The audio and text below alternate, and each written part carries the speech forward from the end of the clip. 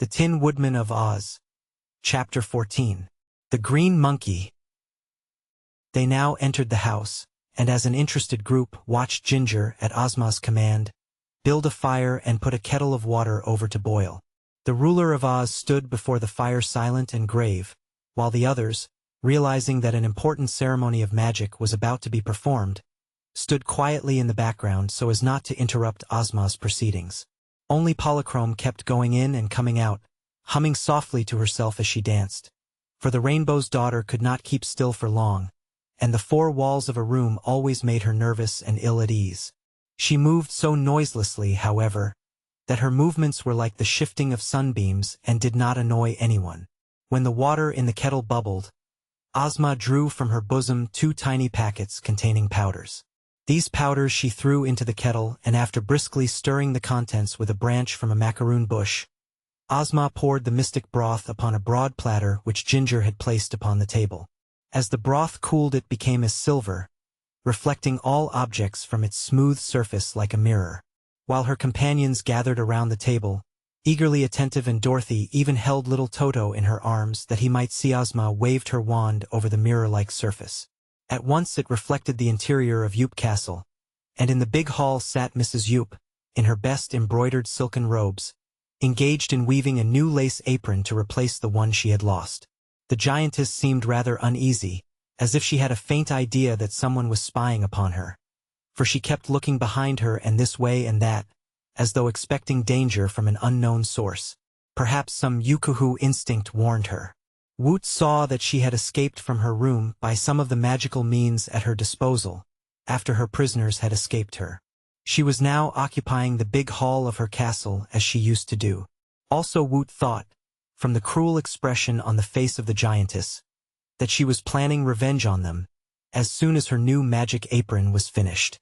But Ozma was now making passes over the platter with her silver wand, and presently the form of the giantess began to shrink in size and to change its shape.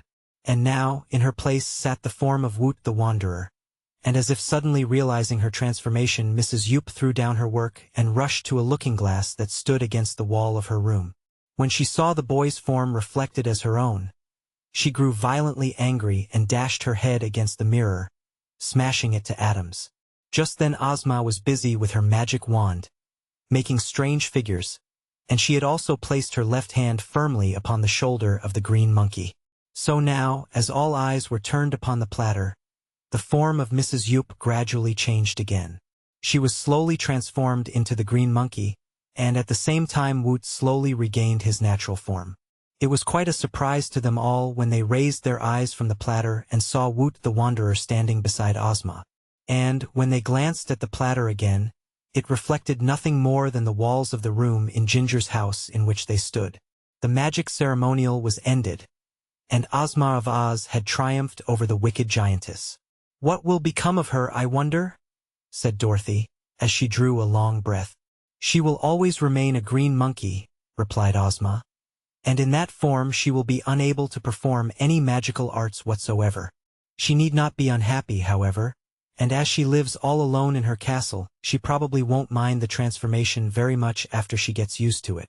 Anyhow, it serves her right," declared Dorothy, and all agreed with her.